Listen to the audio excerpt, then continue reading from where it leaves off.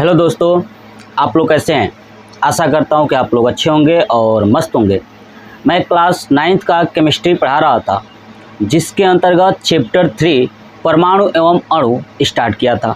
ठीक है, तो उसमें मैंने आपको बताया था परमाणु भार और परमाणु द्रव्यमान कैसे ज्ञात किया गया है, जो आज आप पीरियोडिक टेबल में देखते हो। तो मैंने बताया था कि किस किस प्रकार से वो मॉडिफाई करके बताया गया। आज हम लोग वो चीज़ पढ़ने वाले हैं कि जब प्रकृति में तत्वों को खोजा गया है ना, तत्वों को खोजा गया तो एक ही तत्व बहुत सारे मिल गए है ना, जिनके स्थान जो है कि समान थे है ना, परमाणु क्रमांक समान थे, लेकिन भार अलग अलग था। तो ऐसे तत्वों को सोचा गया कि आखिर में कौन सा भार लिखा जाए है ना, तो वही भार को कहा गया औसत परमाणु भार। यानी दो तत्व मिले हैं और दोनों तत्वों का भार अलग अलग है, तो बताइए रियल में किस तत्व का भार लिखेंगे। तो दोनों तत्वों का परमाणु भार ज्ञात किया गया और वो परमाणु भार औसत परमाणु भार कहलाया। क्या कहलाया? औसत परमाणु भार। तो आज हम लोग यही जानने वाले हैं कि औसत परमाणु भार क्या होता है, यानी एवरेज एटॉमिक वेट। तो चलिए आपको एक एक चीज आसानी से समझाता हूँ। देखिए, औसत परमाणु भार यानी एवरेज एटॉमिक वेट क्या होता है कि अधिकांश तत्व है ना, अधिकांश तत्व अपने समस्थानिकों के रूप में पाए जाते हैं। मैंने अभी आपको बताया था कि अधिकांश तत्व जो है ना कि बहुत सारे एक ही कैटेगरी के थे है ना। जैसे एग्जाम्पल के तौर पे क्लोरीन की बात करूंगा। किसका करूंगा? क्लोरीन की। आगे चल के क्लोरीन की बात करूंगा। ठीक है, तो सुनिए, तो एक ही तत्व जो है ना कि समस्थानिकों के रूप में बहुत सारे पाए गए, तो क्या हुआ कि उनका परमाणु भार वास्तव में जो ज्ञात करना बड़ी ही कठिन था। तो उसका क्या किया गया कि उन तत्वों का परमाणु भार यानी उन समस्थानिकों का परमाणु भार औसत परमाणु भार होता है। क्या होता है? औसत परमाणु भार होता है। यही बात मैंने लिखा है, देखिए कि अधिकांश तत्व अपने समस्थानिकों के रूप में पाए जाते हैं, तो उनका परमाणु भार वास्तव में औसत परमाणु भार होता है। यानी एक ही तत्व के बहुत सारे रूप पाए गए है ना, सब वही तत्व थे। ठीक है, तो उनका रियल में क्या ज्ञात किया गया? औसत परमाणु भार ज्ञात किया गया है ना। दोनों को मिला करके औसत परमाणु भार ज्ञात किया गया और वही परमाणु भार रखा गया। ठीक है, जैसे एग्जाम्पल के तौर पर सुनिए, क्लोरीन का परमाणु भार जो होता है ना 35.5 होता है। कितना होता है? 35.5। अभी मैं आपको दिखाऊंगा कि 35.5 आया कहाँ से, बट आपको पता होगा, आपने पीरियोडिक टेबल में भी देखा होगा कि क्लोरीन का परमाणु भार कितना होता है? 35.5। बट आपको बता दूं, क्लोरीन दो थे। कितने थे? दो क्लोरीन थे। एक क्लोरीन 35 था, एक क्लोरीन 37 था है ना। एक क्लोरीन का परमाणु भार 35 था और एक क्लोरीन का परमाणु भार 37 था। तो वैज्ञानिकों ने सोचा कि इसको कैसे रखा जाए, तो उन दोनों क्लोरीन को मिला करके औसत परमाणु भार बताया गया और वो औसत परमाणु 35.5 होता है। क्या होता है? 35.5 होता है। अभी मैं आपको निकालना सिखाऊंगा। चलिए अब जानते हैं कि औसत परमाणु भार कैसे ज्ञात किया जाता है। तो उसके लिए फार्मूला है औसत परमाणु भार बराबर A1x1 प्लस A2x2 अपान x1 प्लस x2। अब समझते हैं कि A1 और A2 क्या है। तो वो तत्व जो तत्व दो से ज़्यादा बार आए हैं है ना, जैसे मान लीजिए कि A1 क्या है तो और A2 क्या है कि जिस तत्व की आपको भार निकालना है ना, जो तत्व दो या दो से अधिक है वो तत्व, उस तत्व का भार लिखना है ना, उस तत्व का क्या लिखना है? भार। तो A1 A2 क्या है? तो समस्थानिक यानी जो एक ही प्रकार के तत्व हैं उनका भार है। क्लियर? अगर दो तत्व हैं मेरे पास तो पहले तत्व का भार A1 और दूसरे तत्व का भार A2। अब x1 x2 समझते हैं क्या है।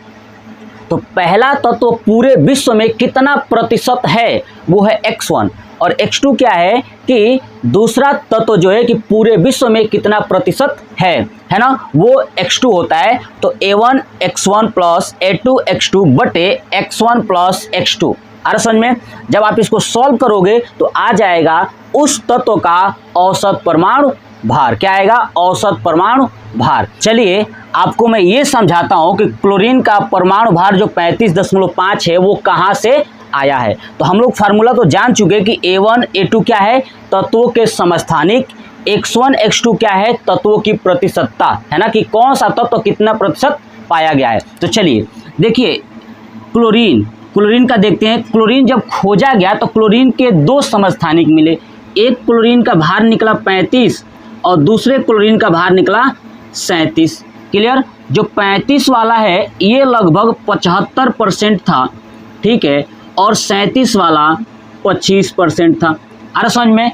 अब इसका निकालना है तो क्या करना है, देखिए A1 X1 यानी A1 ये X1, देखिए ये है A1 है ना, और ये है X1, ये है A2 और ये है X2। अरे समझ में। अब इसको रखना है, क्या रखेंगे, 35 गुणे 75 प्लस 37 गुणे 25 बटे 75 प्लस 25 है ना। चलिए इसको हटा दो। देखिए अब करेंगे क्या, तो इसमें देखिए 25 कॉमन ले सकते हैं है ना, 25 कॉमन ले सकते हैं तो 25 बाहर ले लूँगा तो क्या बचेगा, 35 गुणे 25 तिया 75 तो हो गया, क्लियर, प्लस 37 कोष्टक बंद, नीचे 100 है ना, 75 और 25 कितना हो गया 100, ये कट जाएगा 25 चौक 100, तो क्या बचेगा यहाँ पे 35 तिया, ध्यान सुनिए 35 तिया 105 प्लस 37 बटे 4। अब इसको जोड़ेंगे तो हो जाएगा 142 बटे 4 है ना, 142 बटे 4। अब इसको करेंगे 2 से तो 2 दूना 4, ये कटेगा 2 7 14, ठीक है, और 2 एकम 2 यानी 71 बटे 2, और 71 में 2 का डिवाइड करेंगे तो 2 तिया 6, 2 5 6 10 और 0.5 यानी 35.5। तो इसीलिए क्लोरीन का जो परमाणु भार है ना वो 35.5 होता है। कितना होता है, 35.5। ये पॉइंट्स आप याद रखिएगा कि कहाँ से आया, ठीक है। तो क्लोरीन के कितने समस्थानिक मिले, तो आपका 2, क्लियर। एक क्लोरीन 35 और एक क्लोरीन 37। क्लोरीन 35 75% था और क्लोरीन 37 जो है कि 25% था। तो वैज्ञानिकों ने क्या निकाला, औसत परमाणु भार। ऐसे ही बहुत सारे तत्व पाए गए, जैसे हाइड्रोजन के 3 समस्थानिक होते हैं, आपको पता है 1H1 1H2 1H3, इन तीनों को मिला करके औसत परमाणु भार बताया गया। ऐसे ही कार्बन के होते हैं है ना, C612 C6 जो है कि 14 होता है एक, है ना।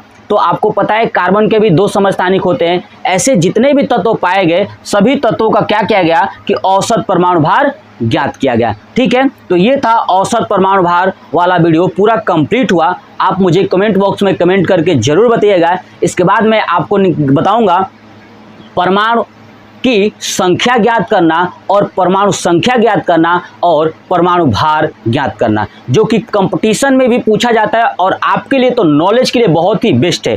किसी ने आपको बताया नहीं होगा, लेकिन जो चीज़ें मैं सिखाने वाला हूँ वो शायद आपके लाइफ को बहुत ज़्यादा परिवर्तित कर देगा और आप शायद पहली बार भी सीखोगे, ठीक है। तो ये वीडियो कैसा लगा कमेंट बॉक्स में कमेंट करके ज़रूर बताइएगा। जय हिंद, जय भारत, वंदे मातरम।